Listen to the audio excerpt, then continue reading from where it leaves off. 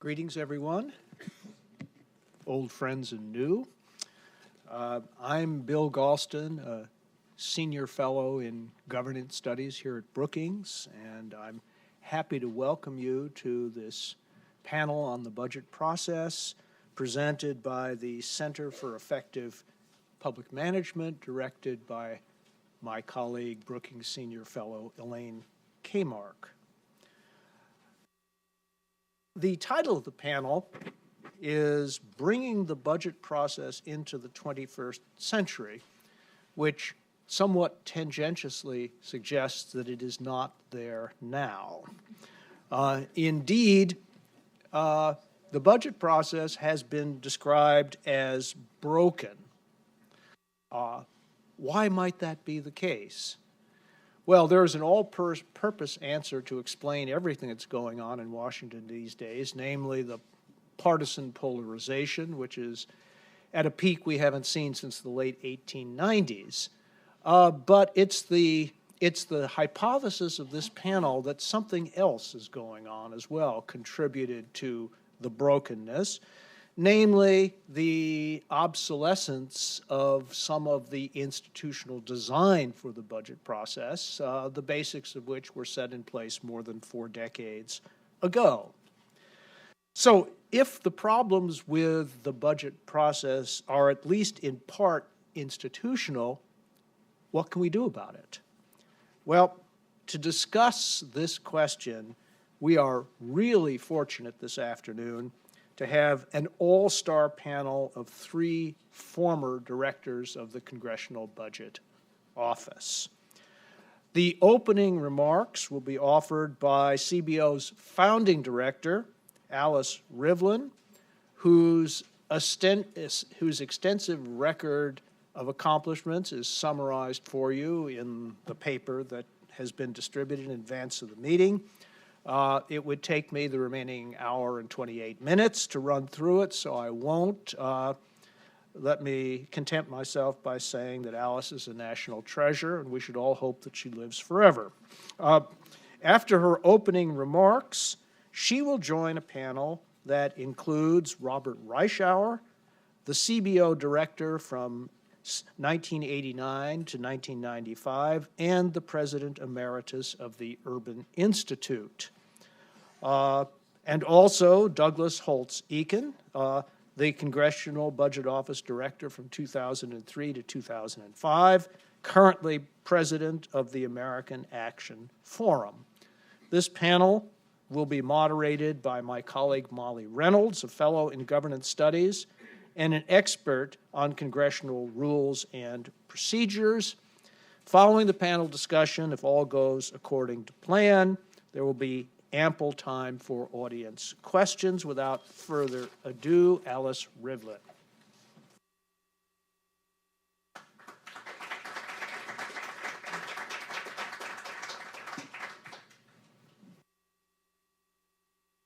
Thank you very much, Bill.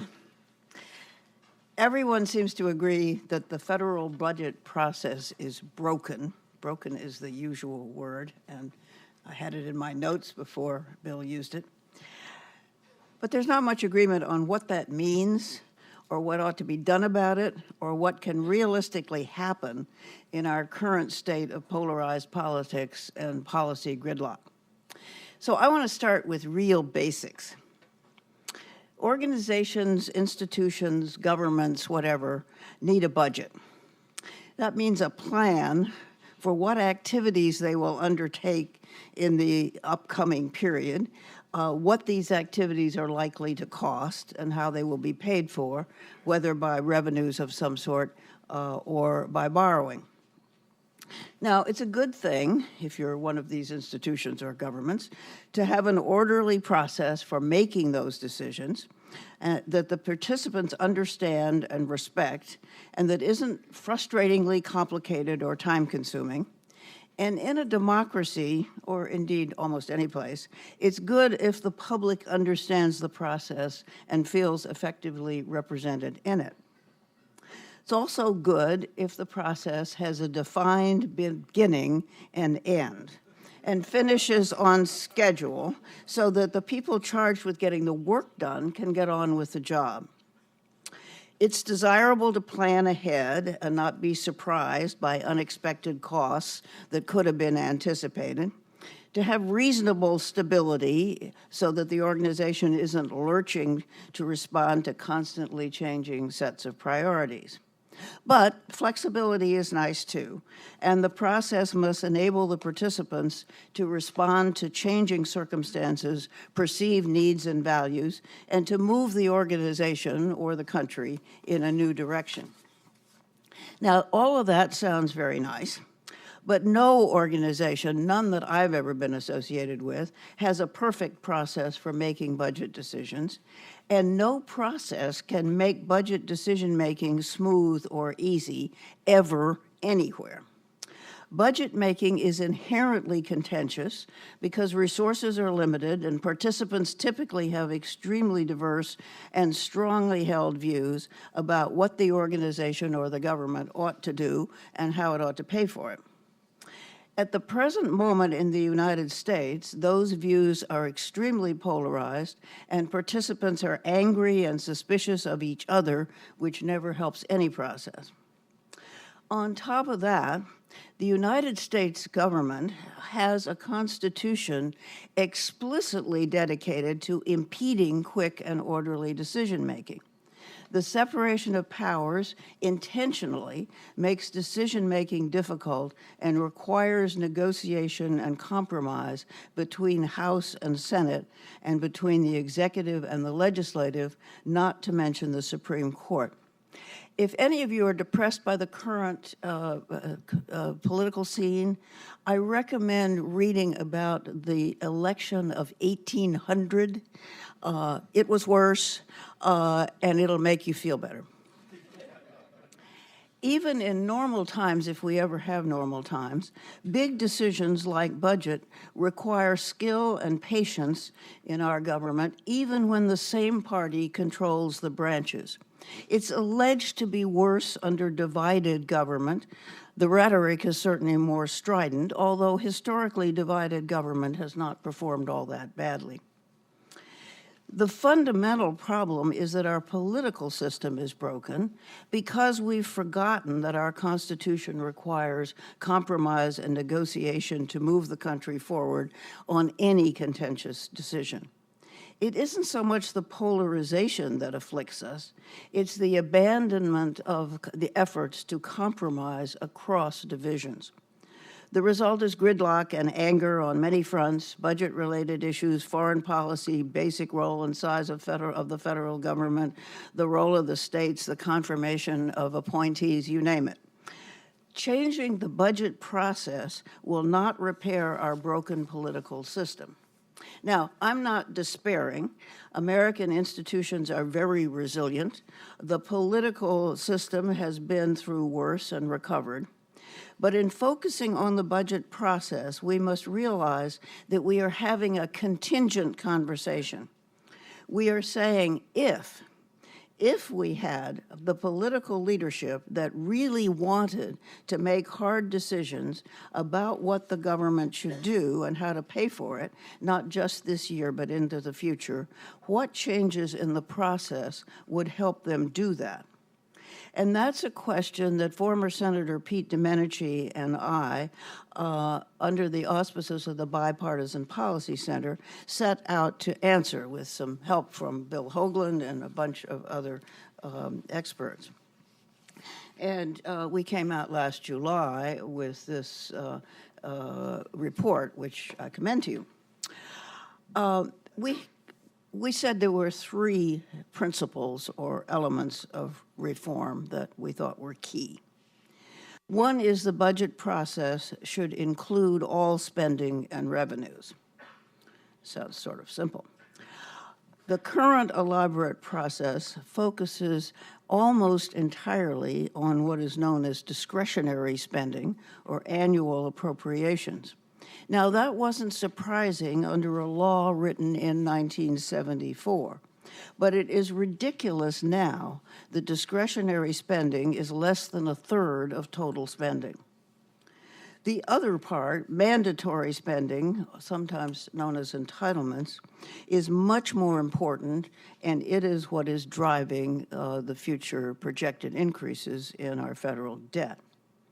But mandatory spending is outside the budget process now. It is effectively on autopilot, as the cliche is. And spending in the tax code is also huge and also on autopilot. Our second principle was the budget process should be easy to understand and completed on time. Don't laugh. The complexity of the current process is overwhelming. It makes the process seem arcane, and if something is arcane, it might be nefarious because you don't know what they're doing. This process is never completed on time, if it's completed at all, and we rely quite normally on continuing resolutions and omnibus appropriations, which don't allow for much debate and deliberation and can be vehicles for mischief because they're so big you can hide a lot of things in them that nobody will notice. And third, the process needs to have buy-in from congressional leadership and the president. The budget process should be a vehicle for resolving conflict between the two houses and between the Congress and the White House, at least on the major framework within which detailed provisions can be hammered out. Now, we had those three nice headings, and then we had 10, actually more, because we shoved several recommendations under one heading. We had 10 principal recommendations. Under including all spending and revenues, first we said we would recommend keeping caps on the as a means of controlling discretionary spending and converting as much mandatory spending to discretionary as possible. Because mandatory spending was outside the budget process, there has been the tendency over the last few years to shove things that need not be mandatory into that category rather than discretionary. So we'd like to get them back under the tent. Now, personally, I don't think caps are a good mechanism for controlling spending because it's too easy to squeeze down the total and keep everything, keep cutting everything a little bit, rather than to look at the priorities and what you really want the government to be spending for and what could be cut out. In other words, caps bias the process toward controlling discretionary spending, as we've seen in recent years. The easy thing for people to do if they want to control spending is to say, let's lower the cap, and we've done it repeatedly. That gets the discretionary spending down without talking about the priorities or without saying we'll cut any particular thing. And so it isn't a very desirable mechanism, but Pete and I didn't have a better alternative, so we recommended keeping the caps.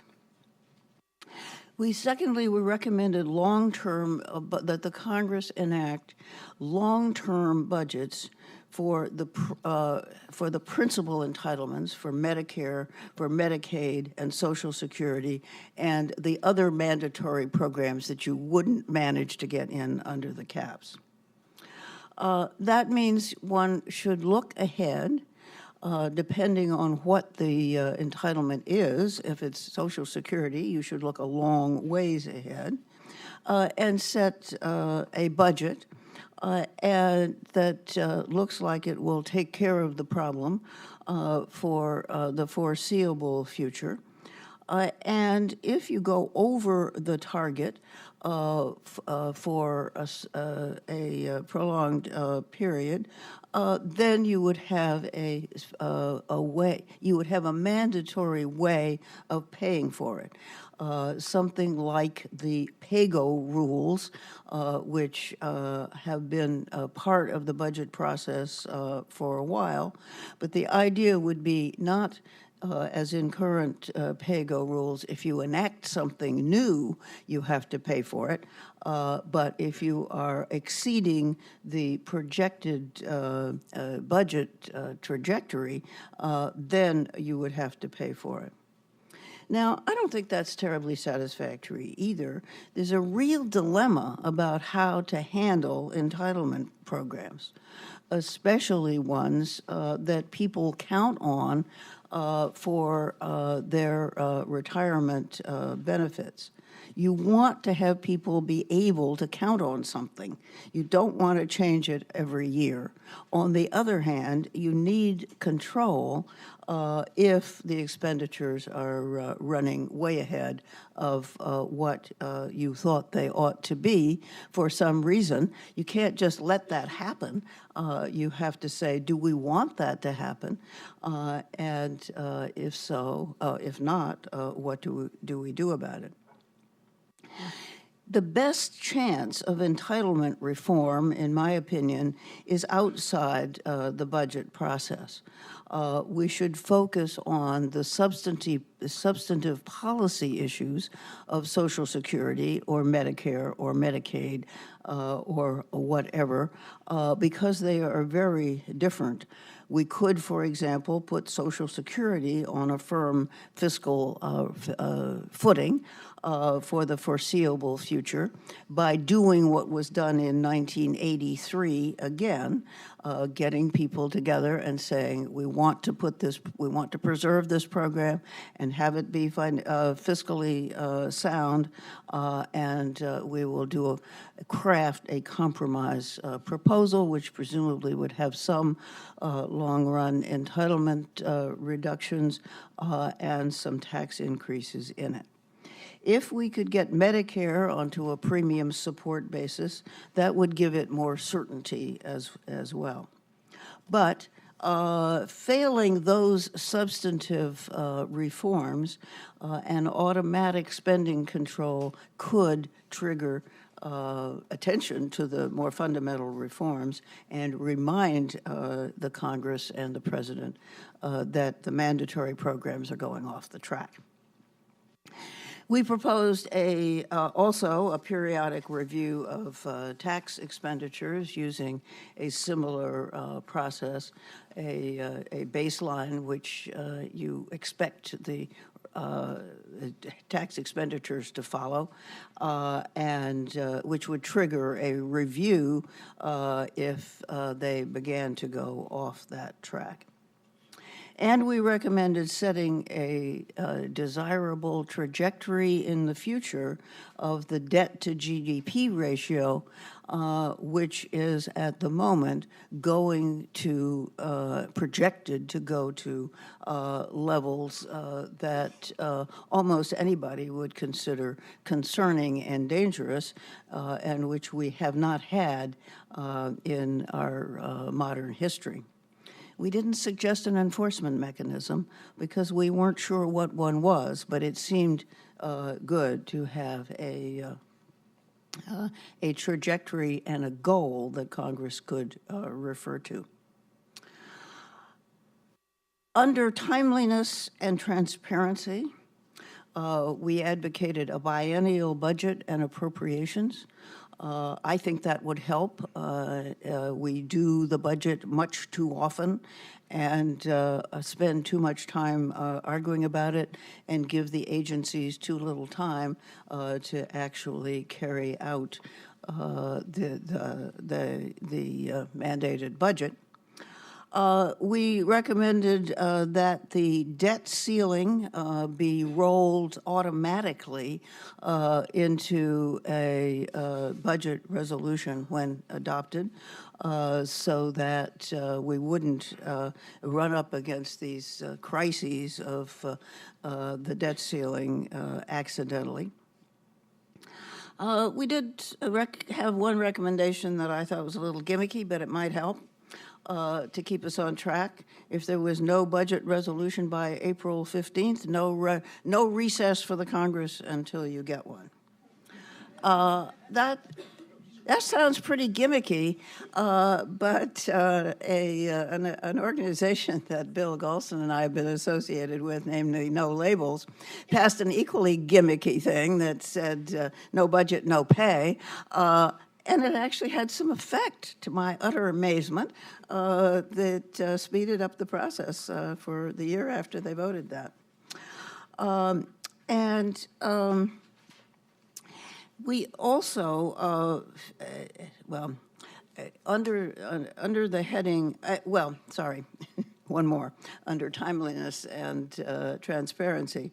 If there were no appropriations passed by the end of the fiscal year, we would have an automatic continuing resolution at last year's level to try to avoid closing down the government.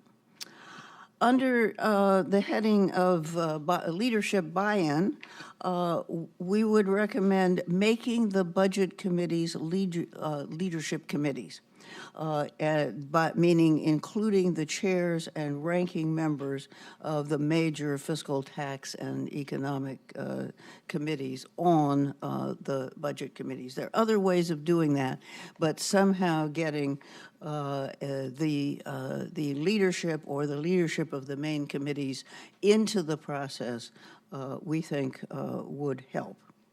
And then we had a 10th recommendation, which was a whole bunch of things which were technical things which might improve, and a recommendation that the president set up a budget concepts commission, which hasn't happened since 1969, I think, and which might straighten out some of the budget concepts.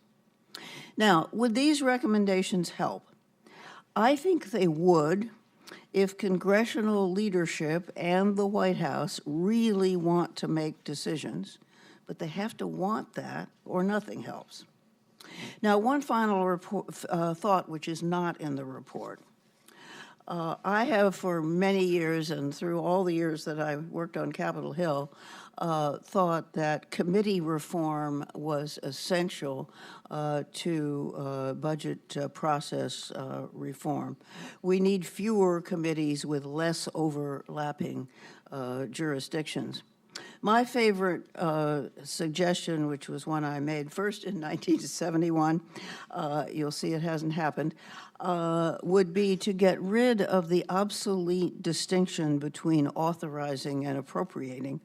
Have a simple committee structure in which there would be program committees in charge of both authorizing and appropriating, if this distinction has any validity, for some set of programs like defense or health, plus budget and tax writing committees. I never was able to convince anybody of that except Nancy Kassebaum, the senator from Kansas, who actually put it into bill form. Notice that this eliminates the appropriations committees, though it preserves the functions of the subcommittees, which makes it especially not likely to happen, but eventually we have to do something about committee reform. I'm eager to hear what my colleagues have to say in reaction to these various proposals, so thank you very much.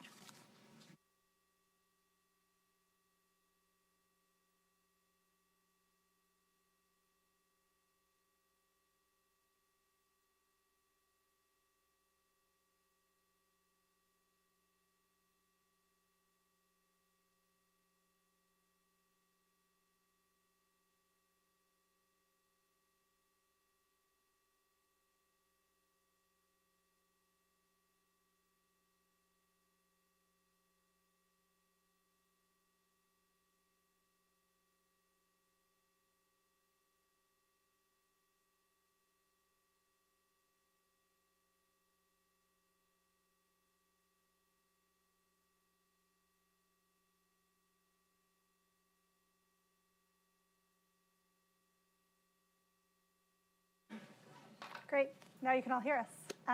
Thank you all for joining us. Thank you, Alice, for your remarks. And we're going to kick this off by just giving Bob first and then Doug a chance to respond to some of the ideas that Alice has thrown out for us for this conversation. So, Bob? Okay, thank you. I'm going to say a few remarks later about the specific proposals, but on the whole, I think they're quite a sensible group of recommendations. A number of them I've endorsed. There are a number of other ones that I could live with if they were part of a larger package, and that was the deal going forward. But I'm often invited to this sort of gathering to be a counterpoint to Alice's optimism. And I apologize, a beautiful day out. And what am I going to do? I'm going to remind you to begin with that years ago when Alice was first proposing the merger of the appropriations and authorizing committees, and the budget wonks were getting increasingly frustrated at the failure of the budget process to live up to its hopes, Rudy Penner made a fundamental insight, and that insight was that the process wasn't the problem was the problem. And in other words, he was saying that given the budget challenges that faced the nation, no process was likely to produce the desired results. And Alice admitted this and said, well, but we would have these things on the shelf should the White House, the congressional leadership, et cetera, ever want to be constructive. But this is speaking from somebody who made a reasonable proposal in 1972 and is still waiting for it. And I wonder if we adopted all of these, would we be in 2045 having another conference and reflecting on the reforms that were done. You know, I'm, as I said, a pessimist and a believer that we have a dysfunctional political system. We have institutions that are outdated and very difficult to change, such as the committee structure in Congress or the relative power between the president and the Congress on budgetary matters. And so it might be a futile exercise going forward to, you know, design the perfect farm, so to speak, and then wait for the harvest 100 years from now. And I just want to remind you all, given that the problem is that we need to reduce the growth of spending and increase the take from taxes, what some of the impediments here are to moving forward and getting that kind of agreement that Alice said was so essential. And as others have pointed out, the political parties are more ideologically polarized than they have ever been, and there's no indication that they're going to move in the other direction anytime soon. Districts are more homogeneous, seats are safer, it's easier to be an advocate of extreme views and get elected to the Congress. We have a political system that renews itself every 2 years, which means we're in a state of constant political campaigning. And the problem with dealing with the budget deficit is that the sacrifice is immediate, identifiable, and the benefits, to the extent that they exist, are distant and diffuse. And some of the benefits from doing the right thing, so to speak, would be invisible, because what they really are is avoiding things from getting worse. So you can't 20 years from now say, well, it's a good thing we adopted those higher taxes, even though your incomes haven't increased and GDP hasn't increased anymore, because it really could have been a lot worse. And so there's a sort of a fundamental challenge here. We have a system in which budgetary responsibility is fragmented between the executive and the legislature, within the legislature, as we see from today's paper, with the Republicans battling themselves, let alone battling the Democrats. And so, we have a really, really difficult set of challenges, I think, and designing better processes. It's pretty far down my list of the things that we need to do. But since that's what we're supposed to talk about, let me just say a few things.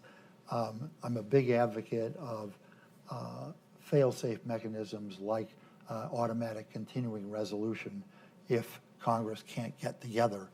But I would ratchet it up a notch and say that when that happened, the executive had discretion to move money across accounts 5%, 3%, some small amount across accounts, both for efficiency and good government reasons, but also to keep the situation that the automatic CR creates, which is perverse incentives.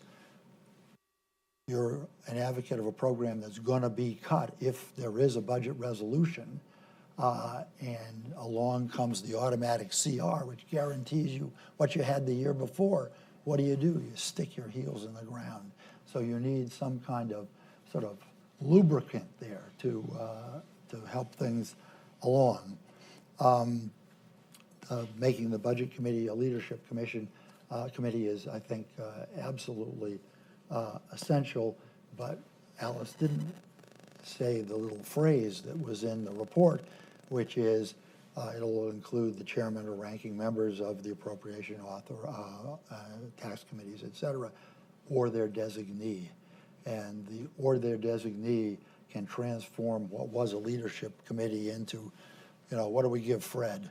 To make him feel important, kind of thing. And so I want to do this on steroids and stick with it. I sort of had the feeling that you were succumbing, you and Pete were succumbing to political reality when you claimed that you weren't. No, in this town.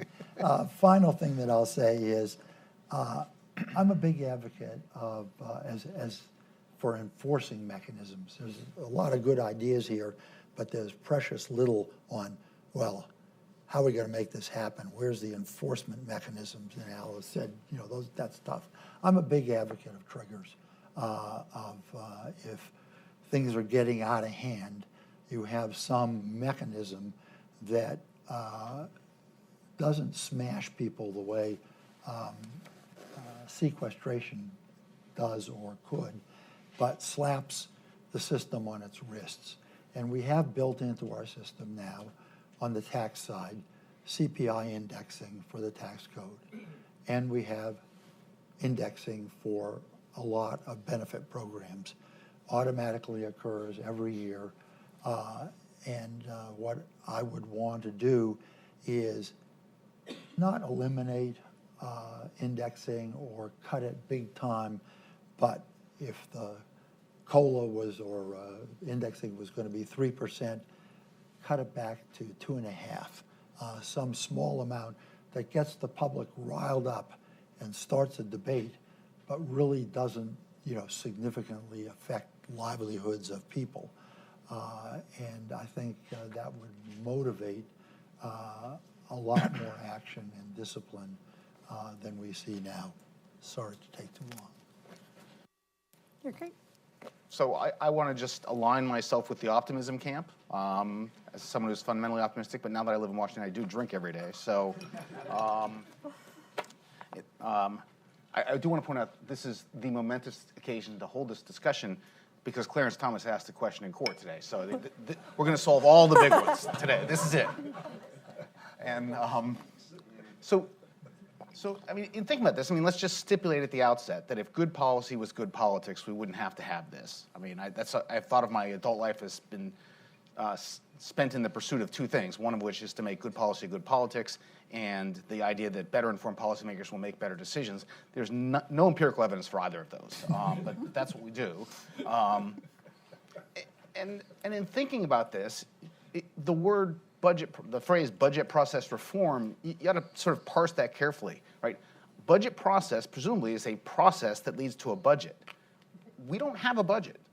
we don't have anything that the House, the Senate, and the White House agrees upon as a plan for spending, taxes, and borrowing. There's no such thing. We have no budget. We have budgetary outcomes, generally not very good, but we don't really have a budget. And so I think the most important of the recommendations that came through this was principle number 3, which is that you get buy-in from the executive branch in this process, and that you actually genuinely move this towards something that looks like a budget by conventional definitions. I'm not sure what you've got is strong enough, so I'm not going to pursue this too long, but I'd love to hear you elaborate on how you think the buy-in's going to work on this. That's sort of number 1, I think is really important.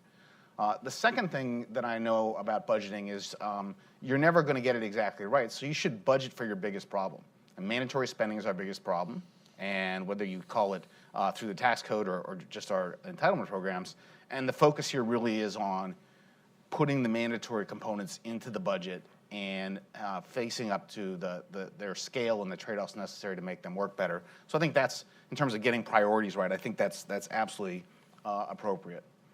The third little tweak in here that I like, because it's been a long time gripe of mine, is that it fixes the asymmetry in the baseline between spending programs and tax programs, where when a tax program goes away, like the Bush tax cuts, it goes away in the baseline. But if a spending program's anything over 50 million, which is if it's anything, it continues in the baseline, even if it hasn't been reauthorized or anything. You got to get some symmetry in this process. Congress is very clever at exploiting asymmetries and things like that, and so getting it leveled out is I think absolutely important in this. And then I like this idea of taking away some of the political cudgels, the no shutdowns, right? Continuing resolutions. I think you're right about sort of giving a little discretion to the executive, both because it can stop the perverse incentive of wanting to go to the continuing resolution. It also is an incentive for the Congress to get its work done, because the last thing you want to do is leave it to the executive branch to make decisions. I mean, so it actually, I think, reinforces that. And certainly, absent getting rid of the debt subject to limit, which this remains an interesting fiscal institution, not allowing the liquidity of the Treasury market to get threatened periodically is a really good idea. And so I like those a lot. Some of the others, changing who's on the budget committee. I think if you're going to get buy-in for floor votes, the leadership's going to have to weigh in anyway. I'm not sure that's going to matter that much. I'm not a huge fan of commissions. You can have another budget concepts commission, but the first presidential commission was supposed to stop the whiskey rebellion, and history will show Washington had to send in the troops, thereby setting the precedent. So those are my people in Western Pennsylvania. We've been drinking ever since. I'm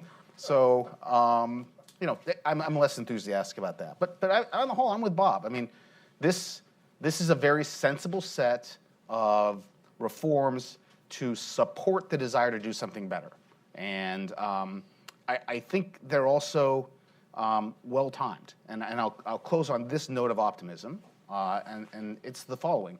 If you look at the CBO baseline, which is sort of the autopilot, we're going straight to hell. And the good news is we're now going to hell very fast. So by 2024, randomly chosen as the last year of the second term of whoever emerges in this cycle as the president, we've got very large deficits again, in absolute terms, over $1 trillion relative to GDP. Debt's rising relative to GDP. That is not a legacy that any president will want to leave. It simply will be unacceptable. So no matter what they're saying right now, once in office, they're going to have tremendous personal incentives to provide leadership to deal with this.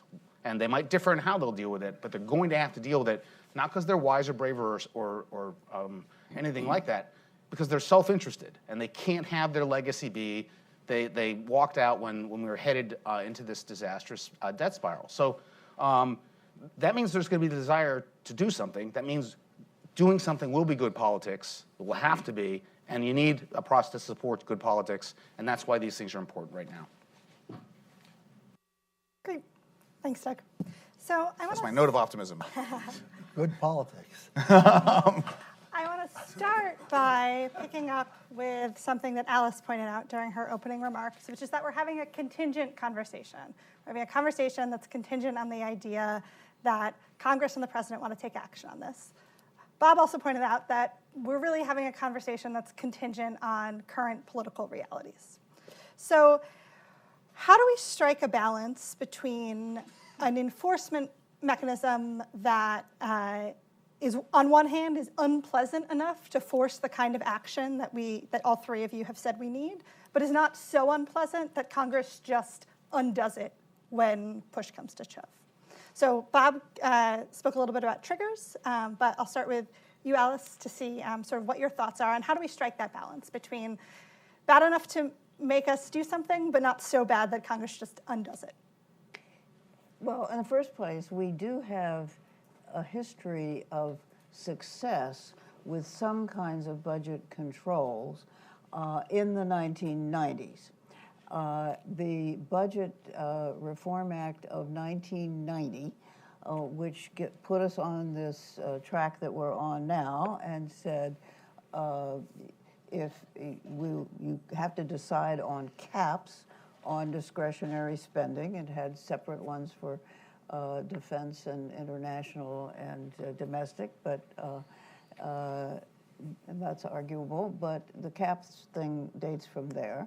More important, it had the pay-go rules, which said you can't enact new entitlements or new tax cuts without paying for them. That was extremely effective in the 1990s until it lapsed in the next decade. And so there's precedent for doing some difficult things. I mean, I was sometimes the one who had to say to President Bill Clinton, you can't do that, sir, because we can't find a way to pay for it.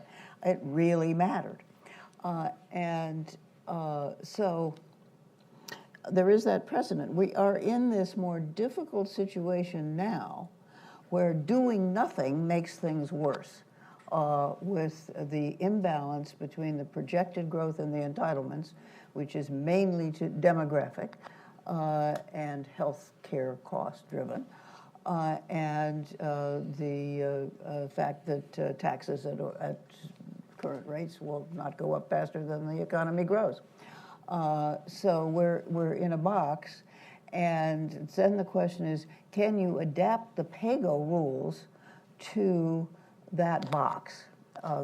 And to say, if you have a trajectory which you've decided is desirable for mandatory programs, and if you stray from it, then you have to pay for it. It's the pay-go rule modified. And I don't think that's out of the question. Again, you have to want to have something good happen, but that's not a bad way to have it happen.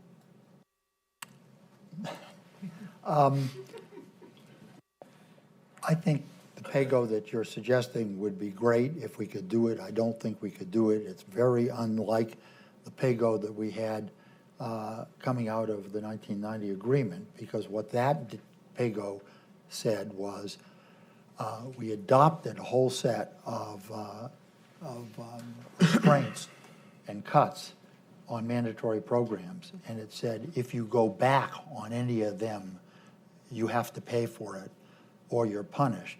What this is going forward and saying events beyond your control, maybe, the economy, changes in demography, whatever, have caused spending in the mandatory programs to exceed what your hopes were a few years ago. Now do something to counteract that. And that's a very different kind of procedure. It's forcing people to take actions that they will regard as politically suicidal. With respect to the 1990s, you know, it was a period of success, and it was a period of budgetary success largely for two reasons. One is, fortuitously, the evil empire, the Soviet Union, fell apart. And that allowed us to reduce discretionary spending, military spending, significantly. non-defense discretionary spending grew in real terms over that period, which people don't focus on. So it wasn't the period of great austerity the way the situation is now.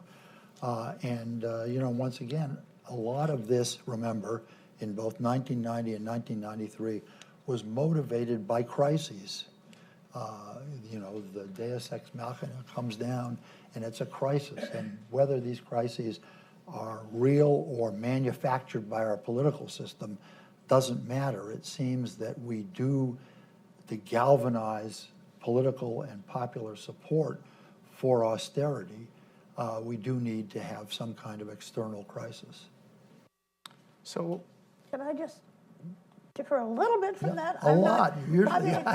I wasn't saying that I wasn't denying any of the things you said about the end of the Cold War and the prosperity of the 90s. But we were talking about triggers and making people do hard things. And for a president who has campaigned on, I will have a middle-class tax cut, who's being told you can't do that, or a president who campaigned on, I'm going to fix infrastructure, I'm going to have this big program, and is being told you can't do that, or a president who wants to respond to a very genuine demand for prescription drugs in Medicare to be told you can't do that. That's pretty serious stuff.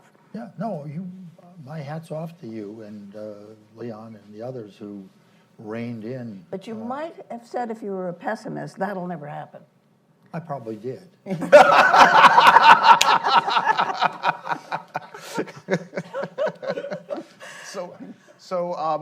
I think there's this discussion of triggers, enforcement mechanisms, but I think the most important thing is around what, and to me the sort of nice piece about this is the fact, and I think this is where you get the executive buy-in. So tell me if I'm wrong.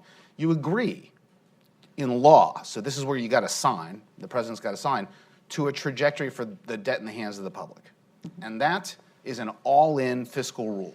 It's not immutable. It's not like a constitutional thing, but it's a rule that says this is where we have to go, and it transforms the baseline into an agreed-upon policy baseline. It's no longer a current law baseline where you might not want that as the policy, and you might not have agreed to the policy. You've now got a policy baseline, and once you're doing that, deviations are much more likely to be disliked by all sides, because I mean they agreed on this trajectory, and so I think you're going to have a much easier time doing enforcement in that kind of an environment than we do in the current environment, where often the enforcement is one where it takes you further away from your preferred policy baseline because you never even bought into the current law baseline, that you were out of power or whatever when it happened. So having said that, I'm closer to Bob on this. I mean, PAYGO can stop you from making things worse, but it's very hard to write something that's an effective trigger to make people do the right thing. If they don't want to do it, it's going to be really hard. That goes back to, is it good politics or not? But I do think the most important thing here is buying into the policy baseline, an all-in trajectory for what you're going to spend, what you're going to end up borrowing as a result of the mix of taxes spending. There's a fly in the ointment. Only one? Well, I want to be kind. Oh, thank you. And that is that the economy is not predictable. You have your debt to GDP ratio goal and your set of policies, and then you have a recession. Well, are you going to stick with that or not? Whose fault is it that you broke through the limit that you should have? Or alternatively, if you were, in the 1997 period, 1996 or 5 period, and you had your debt to GDP ratio, and no one predicted we were going to go into surplus when we did, and suddenly we go into surplus. You're Bill Clinton, and you spend it all, 2 or 3 times. Actually, Bill Clinton didn't, George Bush did. So this, I want to pick up on this piece about executive buy-in that each of you have mentioned in different contexts. So one of the sort of original goals of the 74 Act was to wrest some of the control back from the executive branch in favor of the Congress. Have we swung too far? Does Congress have too much power in this arrangement now? How do we, if so, how do we right-size that? That sort of thing. So. Yes, I think we have swung too far. And it's not that I want to change the power of the purse, that's in the Constitution. And we do need a congressional budget process that is run by the Congress. But I do think it has to have a framework which the executive and the Congress can agree on, that does force them to talk about and come to decisions on the goals. Because when you're not even talking about it, all sorts of things can go wrong, as Doug points out. So are there other places where there are buy-in that I missed that you think are really important, like executive Well, buy-in? what it actually applies to in this report is the budget resolution. And you're applying it to. We also had a long-term debt trajectory. You're applying it to the long-term debt trajectory. Okay, so That's more complicated because of the things Bob's talking about. But I But think they'd all be Near term. tied They'd be together tied in the together. same thing. So, I mean, yes, depends on how long it's a it is. joint resolution Yeah. that you're proposing. A joint resolution has to be signed by By the the president. president. A concurrent resolution, which is what we have now, Yeah. does not. It's only agreed to by the 2 houses of Congress. It has no binding authority on the executive branch. We're straying a bit because I didn't get Pete Domenici to buy into this, to the presidential sign-off, but it's implied there. I didn't think so, but anyway. Anyway, I think, you know, I'm with you. I think joint resolution would be a good idea.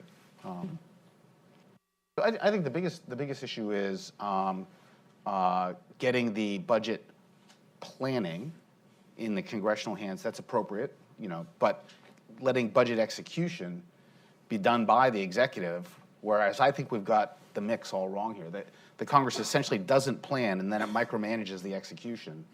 It's a really bad combination of things, and so we just got to reallocate that. Great. I'm going to ask one more question, and then we'll go to you all for Q&A. So get those questions ready. So my last question to you all is, if we think back to sort of the congressional coalition that got us the Budget Act, we had some sort of newer, more liberal Democratic members entering Congress. We had some progressive Republicans, a breed that is woefully absent from Congress these days. What do you think a contemporary budget reform coalition in Congress would look like? What kind of members do we need to get sort of excited around some of these ideas, whether they're the ones that Alice has laid out or other ones, to get us some to get us to the point where we actually want to have action on these ideas? I think you need to buy-in from the right and the left. And in fact, in 1974, you had buy-in from the right and the left, but for different reasons. The left thought that this new budget process was going to allow them to consider priorities within spending. And that meant to many liberals, we're going to reduce this big defense budget, which really was big in 1974, compared to the size of the economy or anything else, and spend more on domestic programs. And the right was saying, we spend too much, and this process is going to allow us to control the total. And indeed, in the original act, The right got the first budget resolution, and the left got the second budget resolution, which is where reconciliation originally came in, which was supposed to allow them to adjust the priorities after the fact. That was just too complicated. The Congress couldn't do it. The second resolution went away, and so it didn't come back. Let me just add that Alice is absolutely right. For that subset of members of Congress who knew what was going on. But Yes. the vast majority of Congress had no idea that this new budget process was part of a piece of legislation that was designed to control the impoundment power of Richard Nixon. It was the Impoundment Control Act that they were focused on. And many months after the Congressional Budget Office was set up, I remember running into members of Congress who said, "You work where? What's that?" You know, and you say, "You voted on it last year." You know. Well, it was also true that many members of Congress had never looked at the whole budget to the extent that we have a whole budget. And they were on some subcommittee. It might have been of appropriations. It might have been of something else. They knew an awful lot, especially if they were in the House, about that particular thing. And when we began talking about the whole budget and priorities, they were totally lost. I think you need to have more members terrified that they're going to lose their job over budgetary outcomes, because the first thing they'll do when they have that fear is they'll move to the budget process, and that's what will get done. Yeah. Great. So we'll take some questions from the audience. There are some microphones. I'll ask that when someone comes to you, I'll call on you. When someone comes to you with a microphone, please tell us your name, your organization, and then follow that up with a brief question. The gentleman in the back.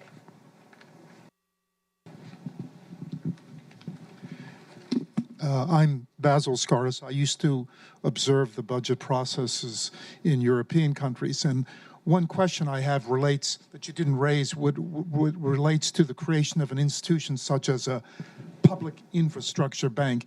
Do you think this would help smooth out the budget process, and in particular, one that is financed perhaps by federal government bonds, so it's not subject to an annual appropriation process, and also would be subject, though, to specific criteria on what kind of infrastructure spending? I'm not a big fan of that. I mean, the basic notion there is let's somehow take politics out of how we spend the taxpayers' money. And that, I think, is wrong. Our elected representatives should decide how to spend the taxpayers' money. That's their job. There will be politics in that always. And so I think as a matter of, the right way to do business, that it should be done through the Congress. It should be an appropriation. They should vote on it and defend it, and it should compete with the other things that are in the budget and that we could spend money on, and that's how we should do our business. I also think it's naive to believe we could erect a public infrastructure bank and keep it insulated from politics. The appropriators would crawl into that thing so quick you couldn't believe it. And so, I've never been a fan of those things. Could I reinforce that? I think one of the things we need to do, especially with infrastructure, is bring politics back. If you have the mindset that I have, that what we've lost is the ability to negotiate and to reach compromises, when you're doing that, you need some bargaining chips. And infrastructure projects, earmarks, if you will, were very useful bargaining chips to get to yes, and not very expensive.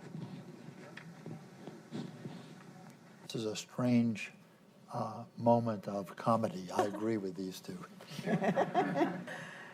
Great. Up here, up in the front. CBO directors endorse pork barrel spending. I can see the headline now. We're dead.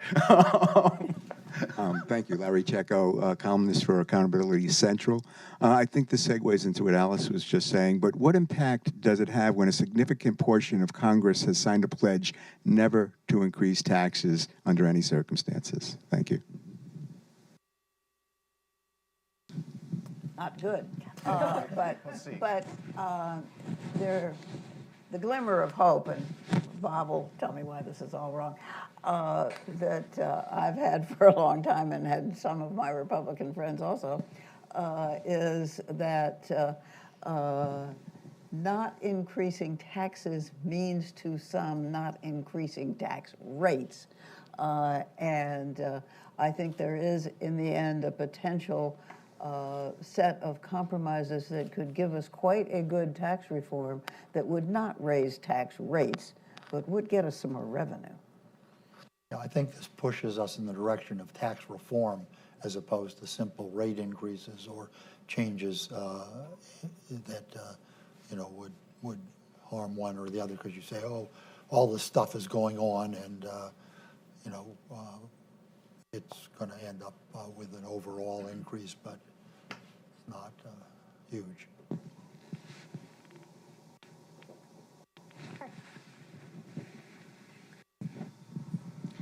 So to start from the obligatory Rudy Penner quote that the process isn't the problem is the problem. My question is, what is the problem then? So to go back to the last question that all these members have signed a pledge never to raise taxes, that's a hopeful look at it, that maybe reform is a way to raise revenue. That the pledge that they've signed forecloses that possibility, but maybe they feel differently. But so I guess, I mean, in other words, if the problem is like a lack of compromise, that if you only got the incentives right, they would compromise, then triggers, forcing mechanisms, some sort of enforcement would solve that problem. If the problem is something different, that maybe the parties are acting more like parliamentary parties, the Mann Ornstein thesis that the Republican Party is looking more like that, that might suggest a different set of process reforms. So to kind of start from square one, what is the problem here that we're trying to solve? So, Go ahead, Doug. so I think in terms of sort of the past 20, 30 years, we've had this Mexican standoff, which is Republicans saying we're not going to raise taxes, even in a tax reform, until you take on those entitlement programs, and Democrats saying you can't touch our favorite entitlement programs until you agree to raise some taxes. And they've been staring at each other for a long time. And the outcomes we get budgetarily have now become the problem, because the trajectory we're on is dangerous to the American economy and to the average citizen. So that's the problem. And so that's why I put so much focus on, let's get a trajectory for the debt, which is going to force the standoff to get settled somehow. and I don't know how that standoff gets settled, but that's the problem. It's a political problem leading to a genuine economic problem. And as Bob correctly points out, we can and will solve this. The only question is how much in advance of real crisis will we solve it? That's it. And I'm a big fan of earlier as opposed to later. I think I agree with all of that. But I think there's a further problem that absent a long-run agreement on where we want to go, what we've been doing is squeezing down on the only thing people know how to squeeze down, namely discretionary spending, much too much, because I think the other side of this coin is we need to be investing more in the future so that we can grow faster. And that means, in my opinion, bigger appropriations for some kinds of discretionary spending at the same time that we are lowering the long-run cost of entitlements and increasing revenues. Bob, any thoughts on the problem? No, Okay. it'll go away. Not so pessimistic there. Right up here in the. Hi, thank you. I'm wondering, the problem is always made to seem like it's the entitlements, which frankly I get very tired of. I mean, what about all the military spending, not just in the current budget, but the military spending that is off budget? None of you have mentioned that. And how significantly does that contribute to the debt? So there's none of it that's off budget in the sense that we simply ignore it. And every dime that we spend above and beyond tax revenues we collect contributes to the deficit as it's measured. So whether it's budgeted at the same time or put in separately, as it was during the Iraq War with these supplementals and things, is a sort of different issue. It's all in terms of being on the budget. The decision-making might be in pieces, not all at one time. But so that's... And there might be some of it that is ambiguously labeled. Hidden, yes, but it's in there. So that's fine. I mean, and you know, you can talk about the size of the Pentagon budget, but you know, as Alice said, defense and non-defense discretionary spending is less than a third of all spending now. So the numbers are on the mandatory side, and I think that's as just an arithmetic fact. You have to go there if you want to substantially alter the budget trajectory. And the defense budget is now so much smaller than it used to be. And it may be too big, but it's not driving future deficits, and it's not very large as a percent of our economy. There was a time when it was 10% of our whole economy. Now it's under 4%. And the defense budget, I mean, it's important for people to recognize the defense budget has the same problem as the entire budget, writ smaller, because it's getting consumed by pension and health costs, just as the larger budget is. And what the military folks will say is this is coming at the expense of readiness and the size of the footprint and the things that are genuinely important for our national security. So, but.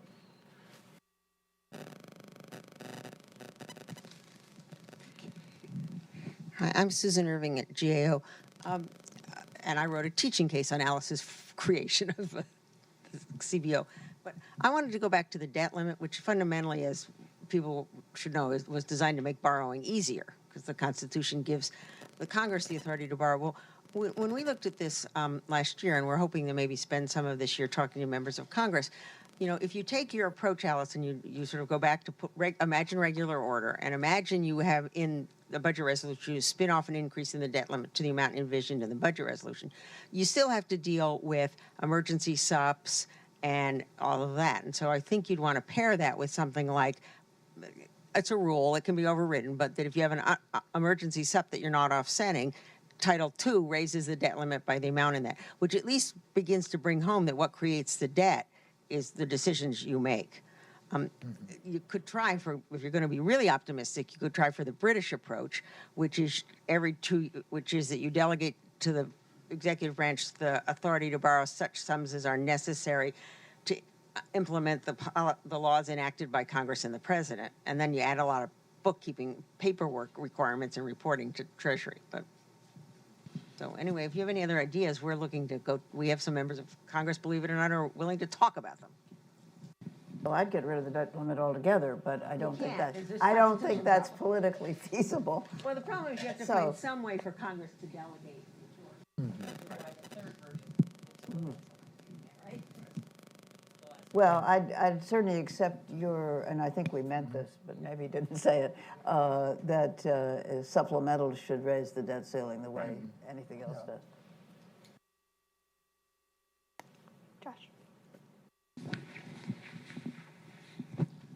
Josh Gottbaum, now of Brookings. This is entirely hypothetical, and I do know how unrealistic it is. But if you had a choice between biennial appropriations and accrual appropriations, meaning they could be spent in the amount could be spent in any year,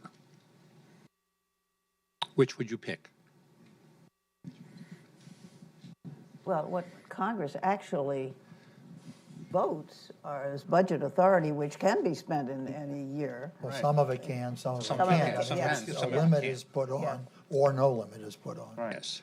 So the question is, if you had a choice between, given that one side effect of the budgeting process of the appropriations process is not making allocations over time, and another consequence, and I wouldn't want all appropriations to be open-ended because, you know, we already have this problem of sort of money that's been stashed away in that kind of an appropriation bill then being brought out and used for some other purpose, and battles ensue between the executive and the legislative branch over that. And so I think what we have now is actually pretty sensible. Not pretty, not good for I'm with Bob. accounting. I mean, their projects are different, and they differ in their capital intensity and the contracting needs, and having 1-year budget authority, 2-year, 3-year, 4-year. I mean, Congress is thinking about in a micro way a real planning process when it does that, and I think that's a good thing. And we should just let them do that and have the flexibility. Paul Posner. Question about not budget trigger points, but political trigger points. There's kind of some assumption that Congress is not going to take ownership of this unless people are scared, unless there's a crisis. So, given where our debt or our interest rates are, it's hard to see a crisis in the cake for the next 10 to 20 years. We're the prettiest horse in the glue factory, and so it's difficult. Obviously, things can change. So it kind of forces you to say, is that all there is? Or is there kind of, does shame still work in the political process? I mean, in 1990... You could ask that after this weekend we've just had. Asked and answered. 1990... Let's go back to the 90s, when rational people were in charge. And in 1990, 1993, and 1997, the three big budget acts, in fact, there was no external debt crisis. It was an internal process where political leaders were desperately afraid of being left as the last, in a shaming position. And so they kind of created a collaborative mechanism to save themselves. But hasn't the last few years shown that they needn't, that there is no shame in this world, in the budget world? I mean, when we can go through what we went through, a year ago in the fall.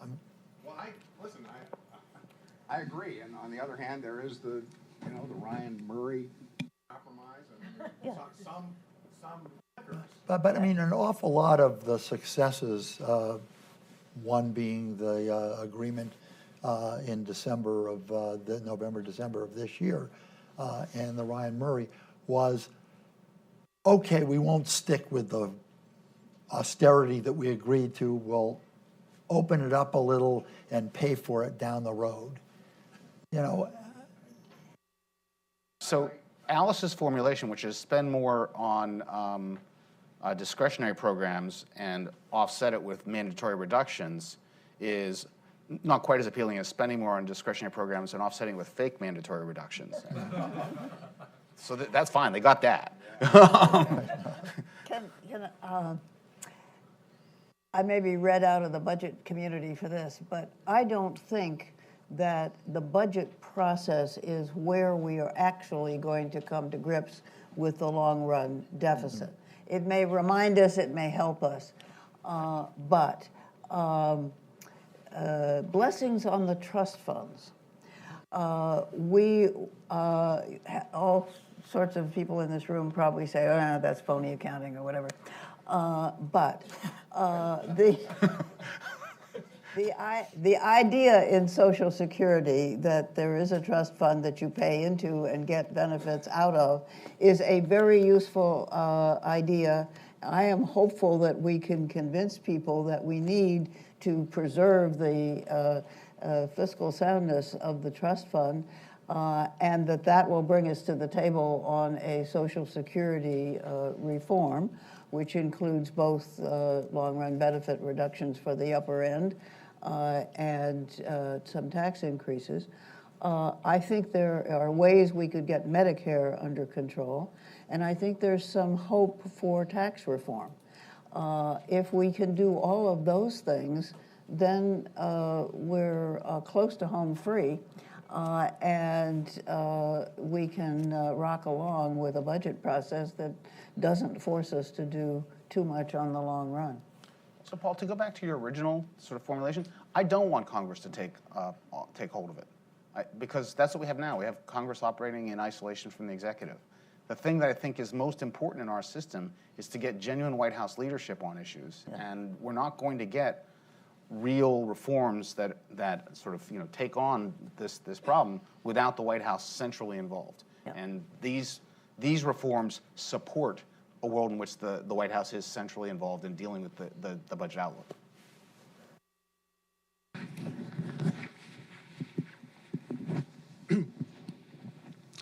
Well, I don't know what, going back to the beginning of this conversation, I don't know what the problem is, but I do know what a problem is.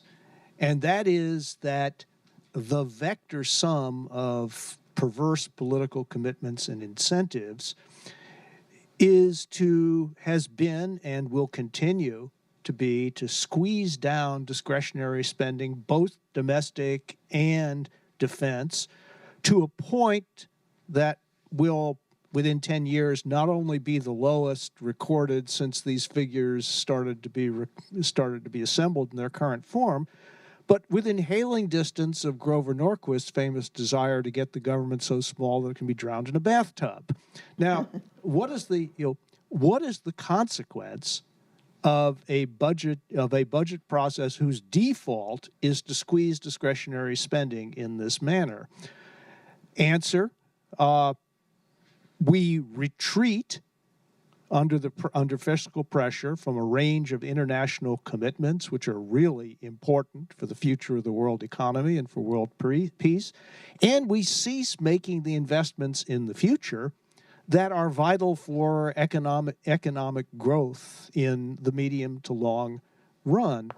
And so I guess my question is, within the realm of political reality, what can be done to reverse this alarming downward pressure on discretionary spending so that we can actually fulfill the purposes for which the government was invented in the first place?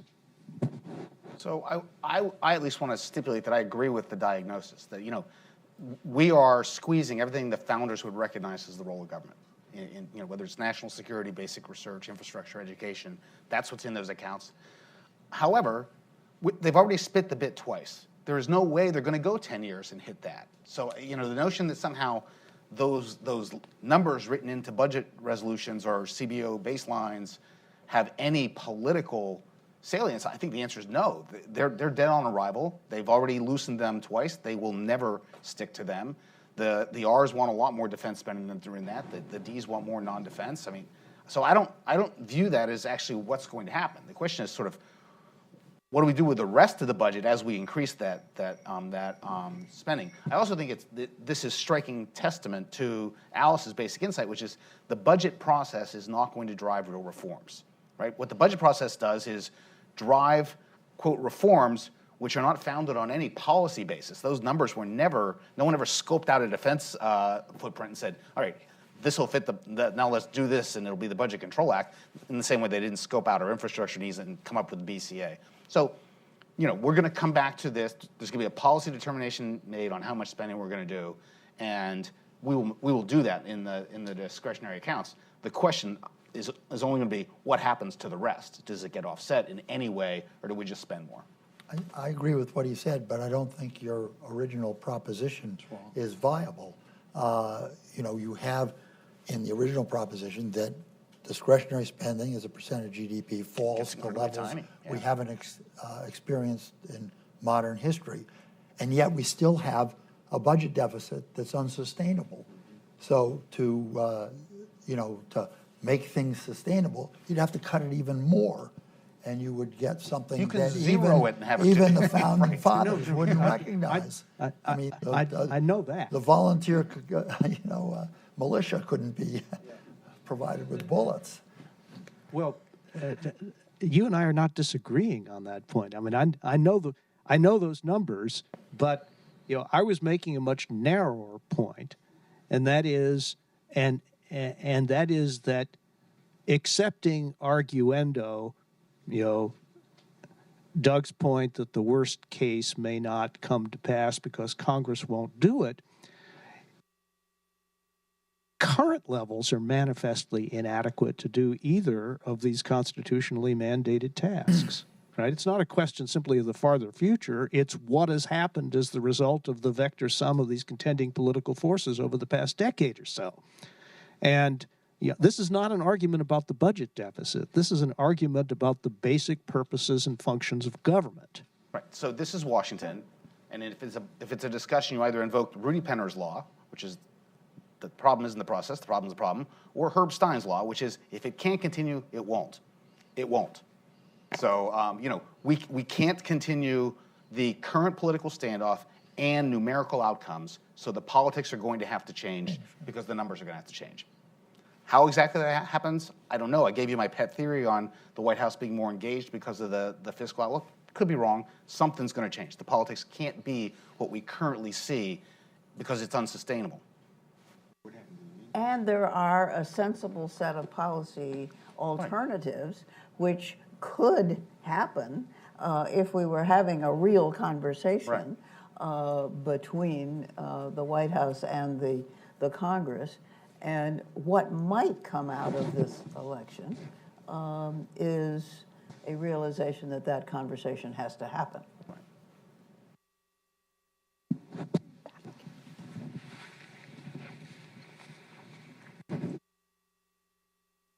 Hi, I'm Larry Ozan. Alice, was your proposal that the budget resolution would have to be signed by the president as well as passed by both houses? It was hers, but not Pete's. I would vote for that. Pete Domenici would not. It is not in our plan.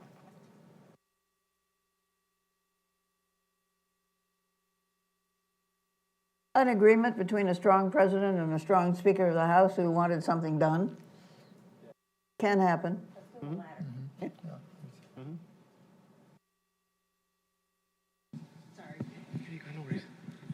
It seems to me, in a way, Bill, to go back to your point, which is that we're all assuming that everybody wants government to work. And I think there is a non-trivial core of elected officials who are gutting discretionary spending. And then that proves, then people see the government doesn't work because, you know, now it takes you 5 hours to get your phone call answered someplace because we've wiped out the staff. And then that proves their point, and then you can get it back. I mean, back to Norcris's drown in a bathtub. So, I mean, I agree with your premise, Bill, but the problem is if it doesn't bother you that we're gutting government. Unfortunately, you came to a meeting at the Brookings Institution where we do believe government ought to work. I understand. There's this interesting hypothetical up here, effective public management. Gentleman up here. Thank you very much. My name is Neil Eford, and I'm a retired Foreign Service Officer, Department of State, with economic affairs background primarily. I'd like to tag on to this question the gentleman asked back here about shame, because I see a little glimmer of hope in the recent sequestration. Congress demonstrated thereby, I think, that it can, when faced with an impending tsunami of some kind, that it can enact something that it doesn't like to make itself do something. And if I read that right, and I'm wondering if you can imagine, is it conceivable that you could establish sort of a framework of required consultations, for lack of a better description, that would require periodic consultations, which admittedly people can just go there and say nothing, and they can stonewall it, but at least they would be required to face these things. And you might be able to have a sort of a systematic accrual of shame that could be focused. Congress and the executive branch? Sorry? Is it the meetings, are they between Congress and the executive Congress branch? and the executive. So if you Should ask that when the budget committees are refusing to even hear the testimony of the OMB director, and the Senate Judiciary Committee is refusing to hold hearings for a presidential nominee. That's right. Where's shame? That's right. That's right. The glimmer of hope may have been illusory, and A glimmer. it may be naive. Thank you.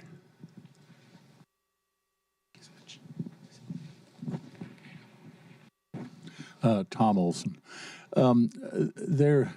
Is there another, a third way, which is a way that Congress already uses, which is to pass laws that require other people to spend money on things that Congress for one reason or another, doesn't want to appropriate. In other words, a sort of Trumpian solution that we're going to build the wall and we're going to make somebody else pay for it. Well, the Congress has done that to the states for many years. Unfunded mandates of various sorts. I believe that's bad policy. Not that the states shouldn't be encouraged to do a lot of things, or I've even espoused devolution of some programs to the states, but I don't think saying you have to do this and you have to pay for it is good public policy. Won't work with Mexico either. I worry about this because one of the byproducts of tight budgetary times, to use a euphemism to say the least, is Congress then tries to accomplish policy goals in other ways, and regulations and mandates are an instant way to solve that. And so we're seeing a big increase in the regulatory burden, easily measured, and there are a lot of proposals floating out there to actually have, quote, regulatory budgets and to account for the sort of effective dollars being deployed for policy purposes in that way. I don't think Pete and Alice should roll that into this set of proposals. I think that's a bridge too far, but it is worth keeping an eye on. It's a problem. Well, and yes, and then the other thing is make it a tax deduction or something, and then you don't have to pay for it, you think. Right. All right, we have time for one more question, if there is a last one in the audience. All right. Wait for the microphone. You've talked about tax reform, and I don't see any movement in that direction, and there's certainly no movement towards making it a more progressive system, and what you think would push that to the forefront. I'm going to channel my inner Reichauer. I don't see any movement toward genuine broad-based tax reform because Republicans all have top rates coming down. The Democrats want the top rate going up. There's a little bit of a conflict there, and people forget that the antecedent to the '86 tax reform was the Dick Gephardts and Bill Bradleys of the world spending a decade from the left arguing that the American tax code was harming its citizens and that the average guy would be better off with a better tax code. And then Kemp and Roth and others on the right were doing the same thing. That was a very different environment than what we see right now. And we haven't seen the public education, and I don't see both sides getting there very fast. Well, can I be the optimist again? Absolutely. I do think the problem here is on the Democratic side, that they have not focused on who gets the home mortgage deduction, the exclusion of employer-paid benefits, et cetera. It is perfectly possible to construct a tax reform that both lowers rates and makes the system substantially more progressive. That's an educational hurdle that one has to get across. But I've been in bipartisan commissions that got that across to both sides, and it's not impossible. Well, on that optimistic note, we'll leave it here. Well Let's done. thank Alice, Bob, and Doug for joining us.